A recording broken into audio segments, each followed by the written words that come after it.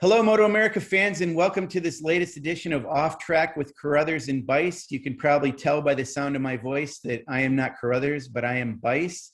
So I'm going to introduce this thing. It's today. It's Thursday, June 3rd, 2021, and we have a couple special guests on. Our first special guest, allow me to introduce for a minute.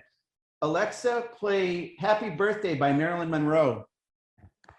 Oh man. Happy Birthday, Mr. Dog President, live by Marilyn Monroe on Amazon Music.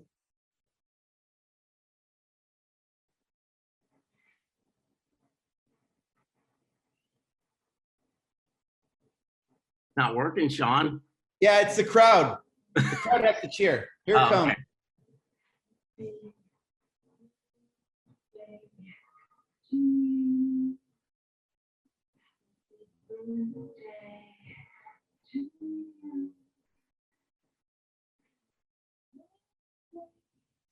Mr. Paul Carruthers. All right, that's enough. Alexa, stop. Happy birthday, Paul. June 3rd, 2021. It's Paul's birthday, and what a day to do a podcast. So, Yeah, thank you. we put him to work on his birthday, but we'll have a fun time here in this one. And Paul, what are you going to do for the rest of your birthday? What kind of fun are you going to have? After this, I'll probably give it a quick edit so I can get it to Doug so it doesn't ruin his day. And then I'm going to go on a bicycle ride. And then this afternoon, I'm going to play golf. Perfect. Any cake involved? Well, I hope. Sure hope so. Yeah, it's going to have to come from somebody else because it's out of my range.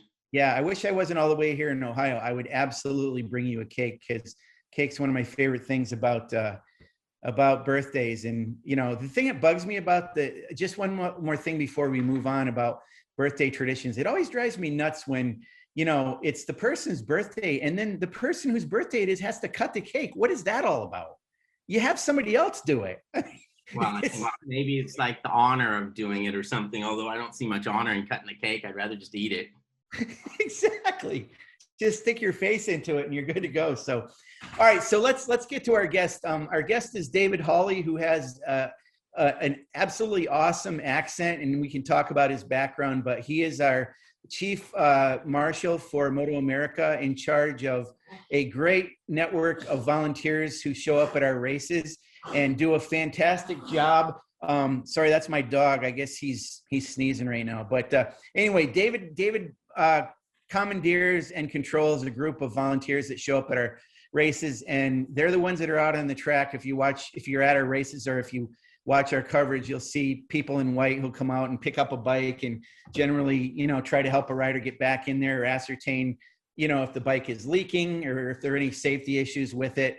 They work in concert with the flag people who David is involved with those guys too. So let's bring David in because there's a lot about what he does and what his group does that, you know, after all these years of watching racing, I think, Paul, you're probably the same way. There's still some things I don't quite understand about the procedure. So we're going to find out in this podcast. But David, thank you so much for joining us.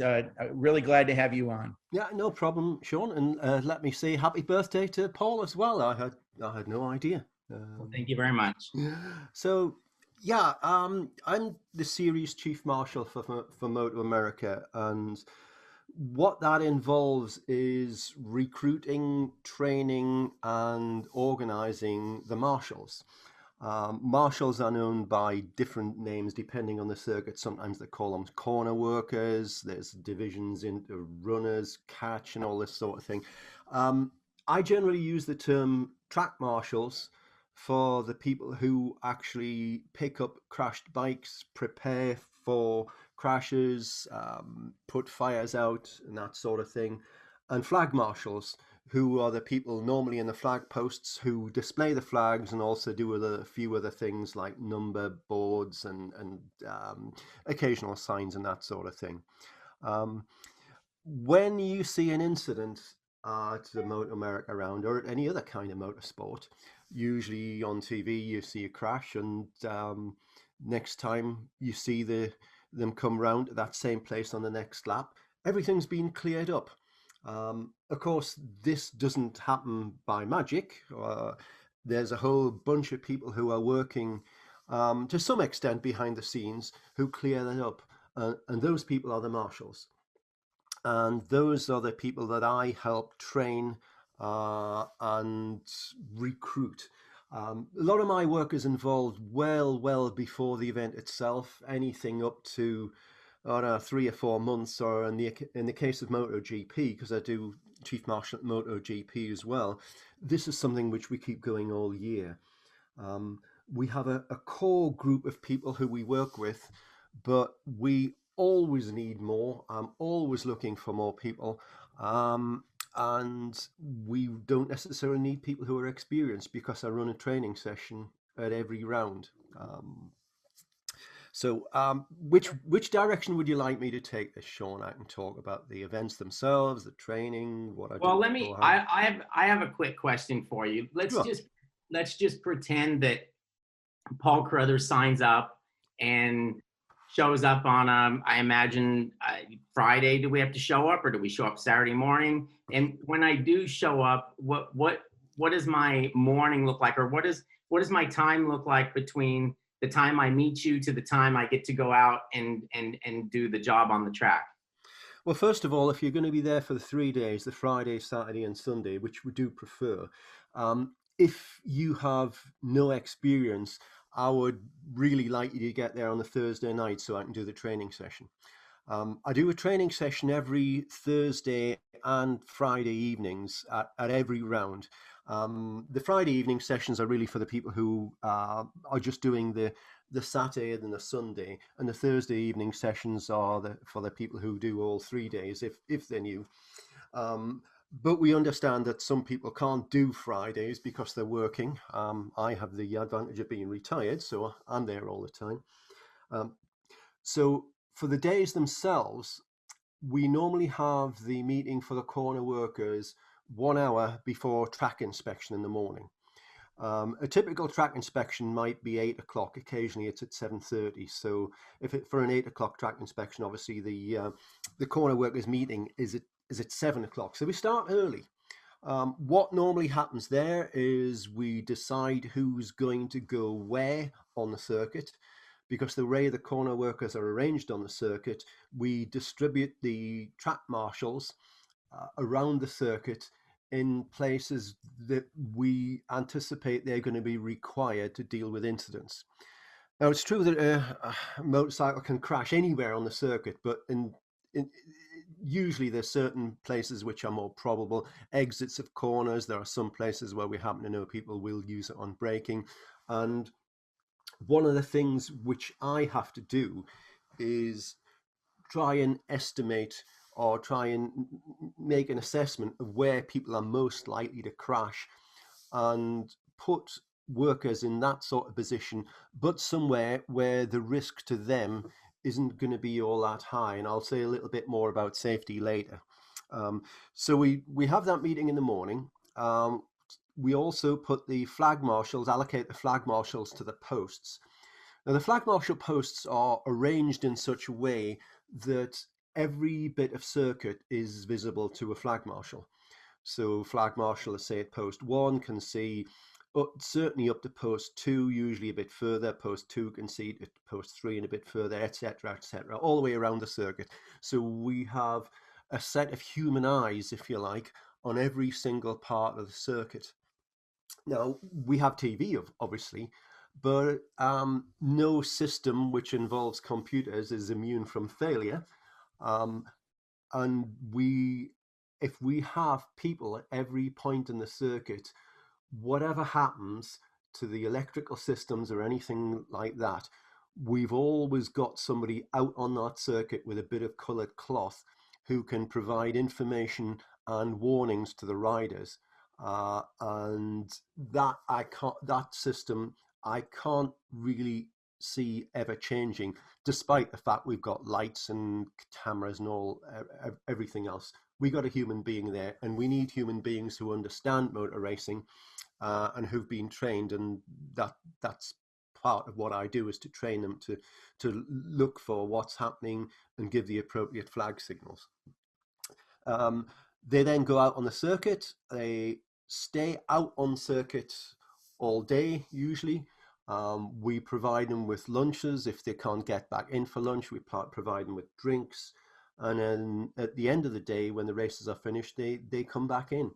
Now, in the meantime, of course, they deal with any incidents, which for the track marshals means that when you get an incident, now, I don't say if, because you always have incidents, their job is to prepare for the incident in the first place, make sure they have all the right equipment, things like fire extinguishers, oil dry and such like, and then deal with the incident appropriate to what's actually happened, deal with that appropriately with the minimum risk to themselves, which usually involves retrieving the motorcycle from the track if it's on the track, otherwise from the circuit, assisting the rider. If the rider is injured, they will do there's a certain amount they can do with an injured rider, but generally if we have somebody with a severe injury, we'll stop races and let the medical professionals take over. But their job is to clear that incident as quickly as possible, and if possible, allow us to continue racing. And fundamentally, that's about it. But there's an awful lot more involved in that. But that's roughly it. When a rider goes down, first of all, am I wrong to assume that like at each corner there's probably at least one person there that's got more experience than me if I just showed up? Yes, so is there definitely. There's a team leader at each corner, I would think. Yeah, definitely. One of the things I do have to do is make sure that the people who come, who are new, who don't know anybody, who don't necessarily know what they're doing, are placed with an old hand. And I spend a lot of time doing this because although I can speak to people beforehand, get an idea of what their experience level is, because we got very few people who've never actually been to a racetrack before. We got one or two, but most people who come along to be corner workers have either raced themselves or they've been involved in maybe another discipline. We get quite a few people, SCCA people, Sports Car Club of America, who come over to the dark side, as somebody put it. And if they've got that experience, it's very helpful because they know how to conduct themselves on a racetrack. You know, David, what is the biggest motivating factor? You mentioned about some people that have experience, but I've seen from people that reach out and want to get in touch with you, and I put them in touch with you. And from, the podcasts that we've done recently at the end, I usually try to do a little bit of a promo, and I've mentioned the need for volunteers for MotoAmerica and so forth for the season. What is the motivating factor? One of the things I've said is it's like literally you have the best seat in the house to watch a race. Would you say that's part of it? Okay. Absolutely. You do have the best seat in the house. The marshals get closer to the action than anybody else at the circuit. Closer than anybody in the crowd, definitely closer than TV. Quite often they will have hands on the motorcycles. Usually broken down or crashed motorcycle, but they have hands on the motorcycle. You get closer. You get to meet the riders. Sometimes not in the best circumstances if they've just crashed, but you get access to the paddock. But you see the races absolutely as they are happening in real time. Sometimes, depending on your marshal position, the bikes are going past close enough for you to touch. Just about. We try and minimize that because we do need a certain safety margin, but you will be closer to the action and you will see the action right in front of you. You will know what's happening. And I defy anybody to be so close to the track as a marshal and have 50 or 20 super bikes come flying past on the first lap. And if your heart rate doesn't go up, and that doesn't give you some enjoyment, then you've got ice in your veins. We all think it's the most exciting sport in the world, and being a marshal is the most exciting place to watch it from. So one of the things I want to ask you about, and this is you touched on it a little bit with you know, a rider goes down and, you know, they're not in the best of moods. They've got the adrenaline flowing, and their big motivation is hopefully the bike's not crashed enough to get back in the race. So we've seen this, and I'm sure you've been asked this a million times, but you see a rider, he gets the bike up, he's trying to get some help. Sometimes if the rider's smaller of stature, he has trouble even levering the bike off the ground, but he's looking around for help. He's checking everything. The corner workers are checking everything. The next thing you know is he wants to get him up on the back of the bike and pushing it to get it back out on the track. There are obviously factors sometimes that prevent that. And, you know, you got to check for fluids and everything else. Yeah. But that rider, you know, he's checking it. But I'm not saying it's an adversarial situation, because to every single rider we talk to, they value the corner marshals extremely well. They realize they're there for their safety, and they really value having them as part of the system. But sometimes it's a confrontational thing. And how do you train your corner workers to not engage? Or what happens when you have a rider that maybe against his own better judgment wants to get back out on the track and really shouldn't? Yeah, I do this. I address this directly in the training. And it's true. Some of the riders are different characters altogether when they get on the bike. I don't think that'd be a problem naming names. I mean, Josh Heron's a great example. I mean, I'm sure you've spoken to Josh Heron many times. Yes. The most polite, well-mannered young man that you ever met. Very helpful. You know, frankly, you wouldn't necessarily realize it was the same person when you see him riding the bike. In a situation where he's crashed, and I have met Josh actually several times in this sort of situation, he's in a different mode. He's extremely focused on getting the bike back on the track. You've got to try and get his attention very, very directly. I had the advantage of knowing his name. A lot of the corner workers don't necessarily know who the rider is who's gone down. They just see somebody go down. And as we know, the numbers are quite difficult to read. So I have to really try and get the rider's attention. And if there's any damage to the bike, very typically things like clutch and brake levers go. If it's a clutch lever, no problem, they can carry on without a clutch. But if it's a brake lever, that's a different matter. They really can't race without a brake lever. And I actually was in this situation with Josh Heron a few years ago with Road Atlanta, and I had to say, Josh, your brake lever's gone. It's gone. You can't race, Josh. And it took a few seconds before it kind of registered. And then he sort of looked, and it was almost, you could hear the switch flip in his brain from racer mode to non-racer mode. And then, oh yeah, right, okay. And then he stepped back from the bike and let us move it. But I do have to tell the marshals that, you know, don't get involved in any kind of confrontation. Point out the damage. If the rider insists on restarting, let them. Don't put yourself at risk by standing in front of them or anything stupid like that. And it does happen. If they insist on going back on the track, we'll let the race director deal with it when they come back in the pits, because they're going to find out pretty soon that they can't race, and hopefully they'll get themselves off track and not cause too much of a danger. But a lot of this is on balance of safety, balance of hazards. That if you try and stick yourself in front of a bike to stop them going onto the track, you're putting yourself at risk. And as I always say to all the marshals in the training, the number one priority in safety for each marshal is your safety. If you see something which you think is too dangerous to do, don't do it. We've got many good examples of that, which I use on video, where bikes go down on the circuit, for example, and the marshals just decide it's too dangerous to recover it, and we red flag it.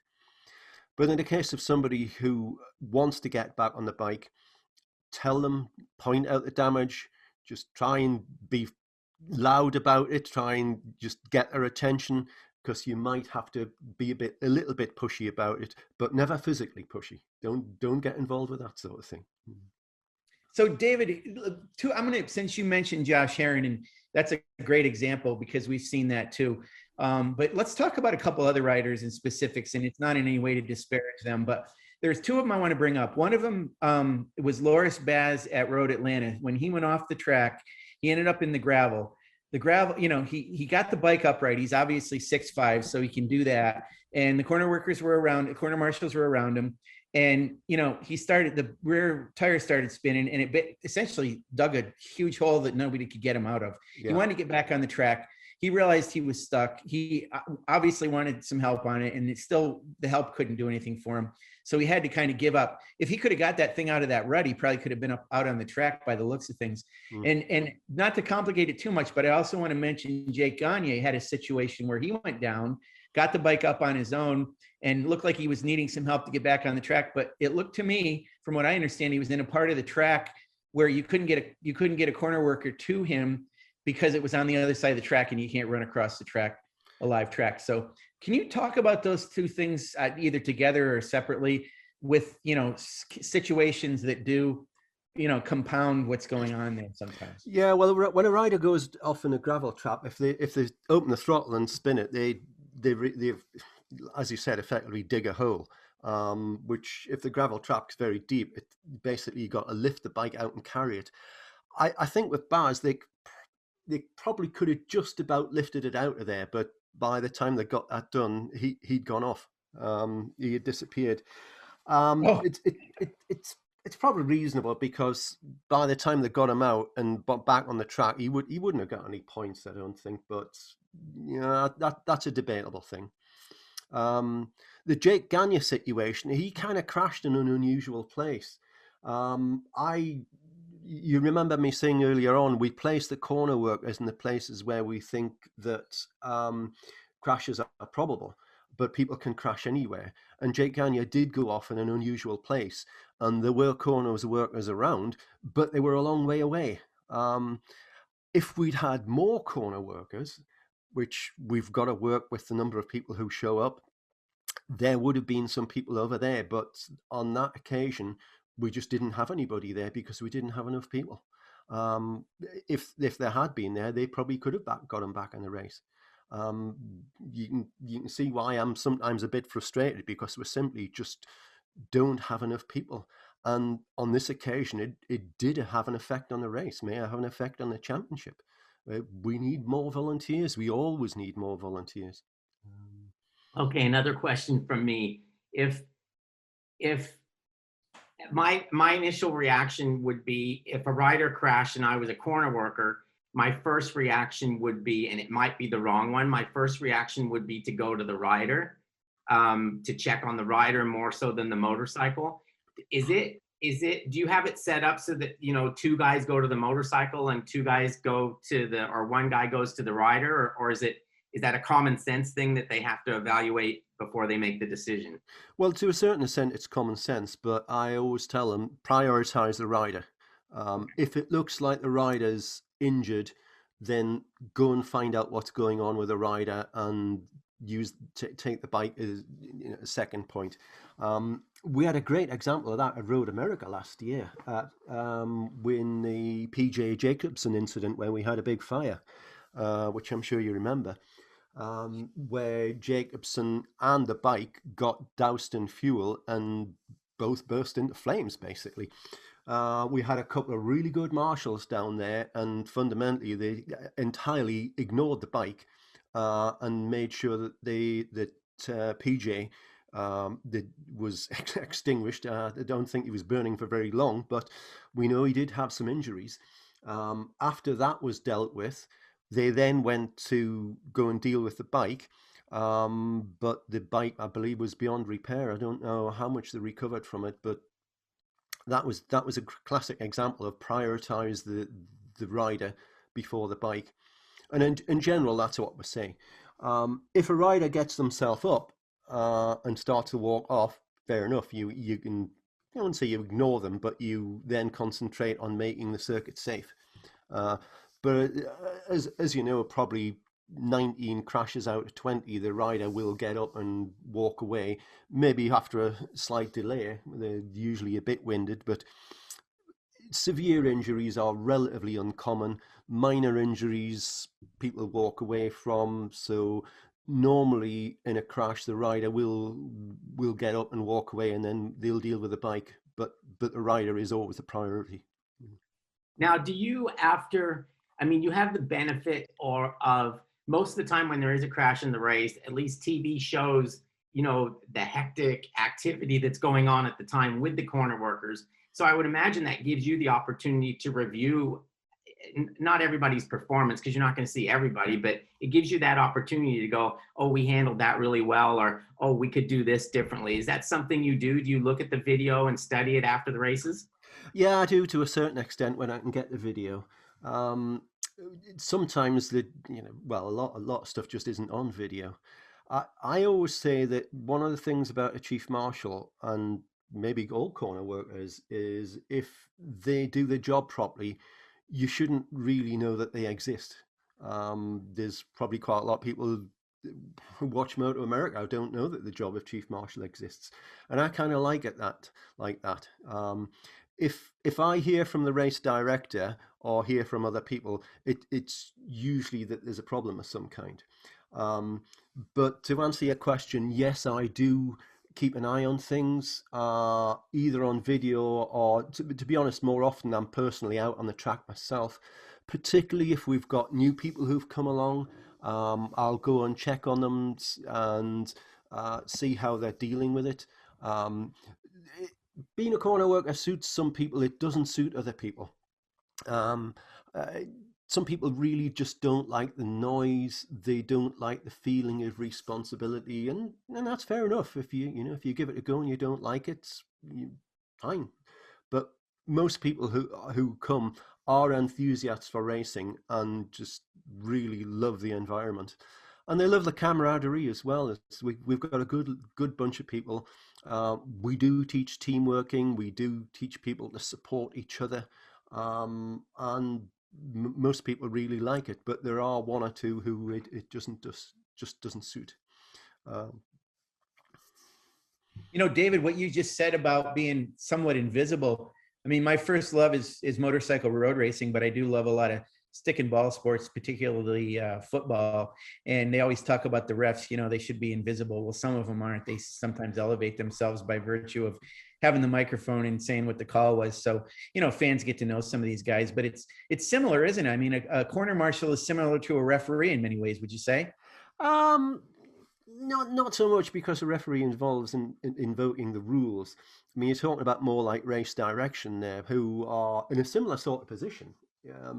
People will be aware that somebody has to be in charge of the rules, and that's all done in race control. I know you know all about it, but a lot of people won't realize that there's a race director and a safety officer and a rider's representative and stewards who are appealed to if there's a decision of the race director that the rider doesn't like. And I occasionally do act as a steward myself, not much, but I tend to try and avoid being dragged into race control. I prefer to be out on the track. Yeah, a couple of weeks ago, a couple of podcasts ago, we had Rick Hobbs on, our race director, and we talked to him from that point of view, and also this judgment call that you have to make so quickly about whether to red flag a race or not. We brought up a couple of examples of that. But when he calls the red flag, that's when you guys spring into action, right? Well, before that, usually we don't wait for red flags to be dealing with incidents. And to be honest, normally or very frequently, the race director will make the red flag call based on information which is supplied by the marshals. Okay. Wow. All the marshals are on the radio. There's generally separate channels for the flaggers and the track marshals, but the race director, for example, will not know if a crashed bike's full of oil unless a marshal tells them. So if they pick up a bike off the track and it's leaking oil, they can tell the race director, and he will then make that decision, usually to stop the race if there's oil on the track. But if they don't tell him, he won't know, because you can't generally see oil on the track on TV. So that's another function of the marshals. They're kind of their eyes and ears of race direction, because they can see the track right in front of them. And the race director and the rest of the race direction team can only see it on TV, which is not not the best view if you're trying to make a decision whether the track's usable or not. You know, David, you had mentioned how sometimes you get involved in other things, and I want to bring up something that's specific that is, I think, maybe outside of your realm, but you got involved in. You know, whenever we go to New Jersey Motorsports Park, you know, there's generally rain before, or sometimes surrounding it, you know, and it's low ground. And I distinctly remember you last year grabbing a shovel and doing some ditch digging, which is pretty far away from being a corner marshal, or is it? To a certain yes and no. I mean, strictly speaking, it's not part of the job, but one of the things I like about being involved with MotoAmerica is that we don't have any prima donnas. We don't have any people who are building personal empires, as you see so frequently in other organizations. Everybody wants to put on a really good event. So if I happen to be the chief marshal and there's some, water's gathering close to the track and a ditch needs digging to get rid of it, I'll do it. And most of the corner workers will help with that sort of thing as well. I mean, quite often the corner workers, frankly, don't have much to do during the day. I always say that being a marshal is somewhat like being in combat in a war. You spend an awful lot of time just doing nothing, sitting around, and then suddenly all hell breaks loose, and you've got to move very quickly, and there's a certain amount of danger to it as well. I wouldn't like to pretend you're at the same amount of risk, but in that way, it is a bit like being in a war. Good analogy. Yeah, no, it is. Yeah. So yeah, I get involved in all sorts of things. I mean, as well as the training of the corner workers, I deliver lunches sometimes. I deliver water. If anybody's got a problem of any kind, I try and deal with it. I've even made lunches sometimes. I try not to because I haven't got the relevant hygiene certifications, though I do understand it. But I take the lunches out. Which and the lunches, I'm sure you're aware, is one of the big benefits of working for MotoAmerica. Our chef is pretty good. So for all the volunteers we have, we do provide them with lunch every day and a dinner on a Saturday evening, and usually a few beers on a Saturday evening as well. So apart from the fact they get hats, t-shirts, and sometimes other goodies as well. So there are a lot of benefits to being a MotoAmerica volunteer, and quite often it's me who distributes these things, not just getting directly involved with the races themselves. So yeah, sometimes it involves ditch digging, sometimes it involves moving stuff. Don will have to remember that maybe he could bring us a sandwich every once in a while if we get busy. Also, David, real quick, in any part of the training or just in your little fireside chats you do with the crew that you've got, is it mentioned ever that riders could perhaps lay around a little bit too long in order to get a red flag rather than them actually being injured? Yes. And I had direct experience of this going back many years. I first came across it. Where was it? In the 1990s, Brands Hatch, the circuit just near London, which you may be familiar with, you probably are. Which coincidentally is my favourite circuit in the world. Brands Hatch. It's a wonderful circuit. I've been to, I don't know, probably 75 different circuits around the world. But it was a World Super Sport race some years ago, and I better not mention the guy's name. We'll call him Fred. And Fred crashed on the circuit, and I was fairly convinced there was nothing wrong with this guy, but he was in the middle of the track and he was just lying there, and I couldn't really get anywhere near him. I was the sector chief at the time. And after about 30 seconds of this, I called to the race director, who happened to be Stuart Higgs, who I'm and said, I think we're going to have to stop this. This guy's not moving. I can't get to him. And so we stopped it. And as soon as the red flag went out, he jumped up like a jack in the box. and nothing wrong with him at all. And that it was exactly that situation. He was, I guess you would say, playing possum would be the expression to use. Um, and strangely enough, the race was restarted and then it was red flagged again because of an incident involving James Whittam, who's now a commentator in the UK, who was genuinely injured. And then in the next part of the race, almost an identical thing happened with a different rider at my post. And again, I had to call for a red flag. So I actually think I'm the only person in the world who's called for a red flag twice in the same world championship race, which is not a particular record I'm proud of, but I think it's probably true. Wow. Interestingly enough, there's a follow up to that one. Couple of years later, the same rider, this Fred guy, I was at the same circuit, who crashed severely and basically broke both his legs. And that was definitely a red flag. I saw what happened, and we got him stretchered off. And I got a text from a friend of mine saying, "I heard that Fred has broken legs. Did you catch up with him from fooling you last time he was at this circuit?" Which is rather a bit of British humour there for you, I think. Well, David, British humor, yes, and I want to bring that up, and I meant to start the show with this, but since you alluded to this, you live in St. Louis, but it's pretty obvious that you don't have a St. Louis accent. So, can you talk about where your heritage, your origin, and really how did you get into being a corner marshal? Where did it start for you? I actually can remember my first event.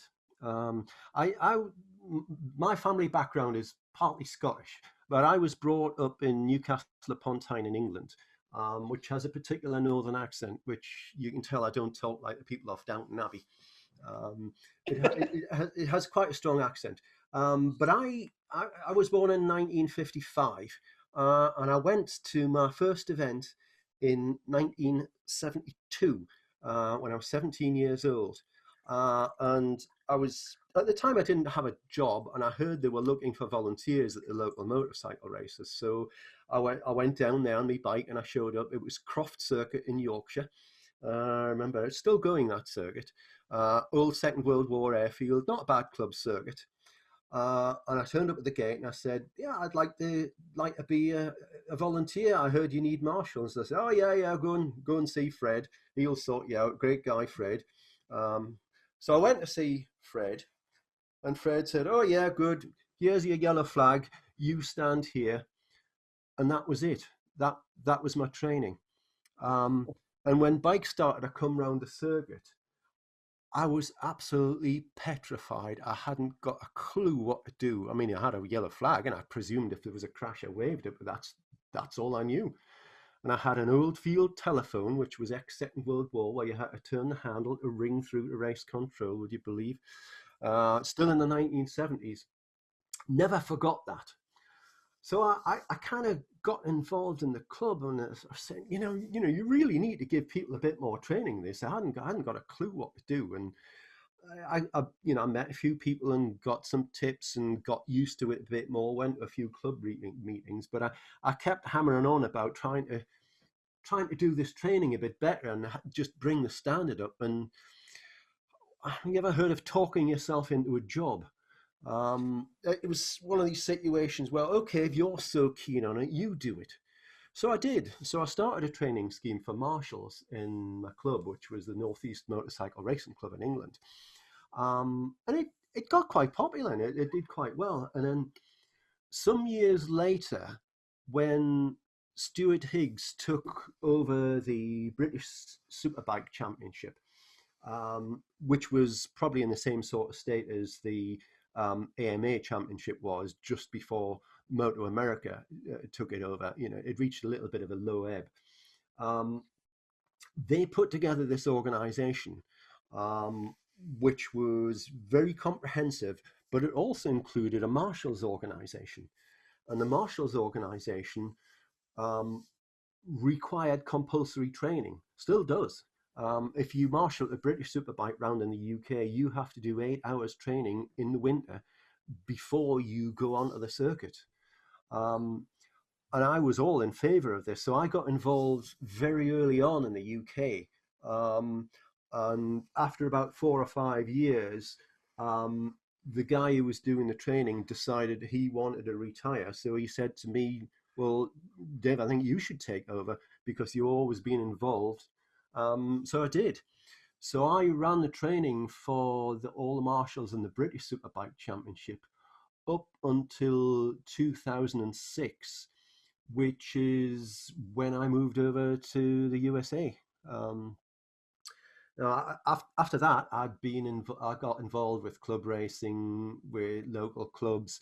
I've been a bit involved in MotoGP down at Indianapolis and at COTA, doing it mostly as a marshal, but doing a few other things as well, helping with training occasionally.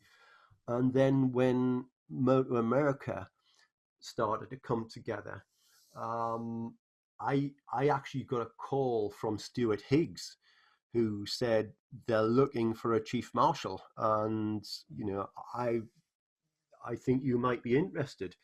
And later on, I spoke to Chuck Astlin and Wayne Rainey, and it was one of these things where you don't really have to make much of a decision. Right. So I got involved with MotoAmerica right from the very start. So they must think I'm not a complete fool because I'm still here. So. Yeah.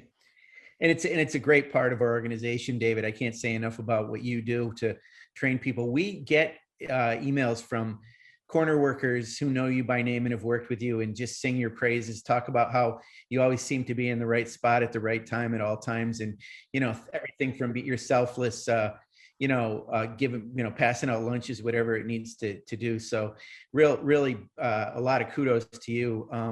I think we're ready to wrap it up here, David, but normally what I do, I mentioned that I'd usually try to do a little promotional thing at the end, but if you could, I would like you to do that and talk about, our need for corner marshals and how somebody really can get started. What's the first point of contact and all that? If you could wrap it up with that, it'd be great. Well, I'm quite happy to be contacted directly because I speak to people who are interested in being corner marshals quite regularly. Best way to contact me is via email, which is dhawley@motoamerica.com, dhawley@motoamerica.com. We always need corner workers. We've never really come close to reaching an upper limit of people. I can go over what the job involves, and we can practically use just about anybody as a corner worker. You don't have to be able to lump heavy bikes around after they've crashed. You can be a flag marshal. A good example is my wife, who is probably now our most experienced flag marshal. I mean, she's a 125-pound woman who's in her 60s, so she doesn't move bikes around, but she's an excellent flag marshal, and she's particularly good at blue flagging, which can be difficult. We do very much welcome, however, young guys who can move bikes because they are damn heavy. And if you've never tried to move a 1000cc stock bike through a gravel trap, you don't know what effort is. It's a big deal. So anybody who's interested, we register people on motorsportreg.com. But the thing to do would be really to get in touch with me. We'll provide you with food. We'll provide you with free camping at the circuit. Obviously, you don't pay to get in. We bring you in. We give you a free pass. In normal circumstances, that is non-COVID circumstances, which we're moving on to now. We'll also give you a guest pass. So if you've got a best friend, a girlfriend, or a boyfriend, or whatever you like, they can come in and they can watch for free. You can stay at the circuit for free. We'll even invite them to the dinner on the Saturday night. We'll give you lunch. We'll give you a hat. We'll give you a T-shirt. Sometimes we have other stuff which we give away as well. And we'll make you a whole lot of friends. They're a nice bunch of people, marshals. They really are a nice group of people. That's terrific, David. Great job with the end of that. That's a lot of good information for people. And, we need you out there, and the riders love it. And as I said before, and David agrees, it's the best seat in the house. And Oh, absolutely. And yeah. occasionally you get on TV as well. Yeah, there you go. Yeah, I get emails every so often from friends over in the UK, and even from Australia, because I have been to Phillip Island, Australia. I got friendly with the chief marshal there, and he occasionally emails me and say, "Hey, I saw you on TV," That's good for us to hear that people are watching from over there. We hear anecdotal evidence of that and see it in our numbers internationally, but that's great to hear from that. You're connecting with people around the world, David. So, hey, thank you so much for being on this podcast with us. It's high time we had you on. I mean, it's an area of our racing that's absolutely fascinating, and no better time to do it than on Paul's birthday, I think. So, thank you. There's one other thing I would just like to say about being a corner worker. It can open doors in other countries. Since I got involved, obviously many years ago now, I've been a corner worker in the British Superbike Championship. I've been to circuits. I've been to Assen in the Netherlands. I mentioned that I've been to Phillip Island in Australia. If you've got some experience, most organized racing organizations around the world are in the same position as MotoAmerica. We need people. And if you get in touch and say, a good example is Phillip Island, I simply emailed the circuit and said, "Do you need corner workers that can be there?" And they said, "Yes, please come." And that was quite an experience. That's cool. Okay, great. Well, thanks. We're going to let you go, David, and we'll see you next week at Road America for sure. And hopefully this will help bring lots of volunteers in to help out at that track. So thank you.